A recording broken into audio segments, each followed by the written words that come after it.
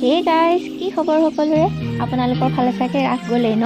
আমাৰ আকৌ পিছপৰা গাঁৱত ৰাসৰ আখৰা দুদিনমান আগৰ পৰা ষ্টাৰ্ট হৈছেহে। ত' মই ৰেডি হৈ আছোঁ আখৰালৈ যাবলৈ বুলি। মেইন কথাটো আপোনালোকক কোৱাই হোৱা নাই নহয়। এইবাৰ মোৰ ভণ্টিয়ে ৰাসত শ্ৰীকৃষ্ণ নাচিব। এইবাৰেই নহয়, যোৱা বছৰো নাচিছিল আৰু এইবাৰো নাচিব।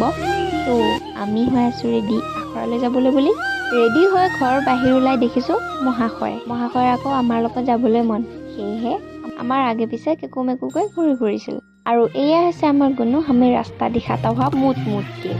আৰু এয়া আমি পাই গ'লোহি নামঘৰৰ ফিল্ডছত আমাৰ ৰাসৰ আখৰা হয়। কৈছিলোঁ নহয় আমাৰ গাঁওখন পিছপৰা বুলি। আমি আহি পালোঁ কেতিয়াবাতে আৰু আখৰা ষ্টাৰ্ট হৈছে কিমান দেৰিকে। যিহেতু ৰাসলৈ মাজত মাত্ৰ দুদিনহে বাকী আছে, সেয়েহে সকলো বাদ্যযন্ত্ৰ আনি আজি সম্পূৰ্ণৰূপে আখৰাটো কমপ্লিট কৰা হ'ব। বাকীবোৰ ইনফৰ্মেশ্যন পাবলৈ মোৰ চেনেলটো ছাবস্ক্ৰাইব কৰিব। আৰু যদি ভিডিঅ'টো চাই ভাল লাগিলে তেন্তে লাইক এটা কৰিব নাপাহৰিব দেই। Bye bye.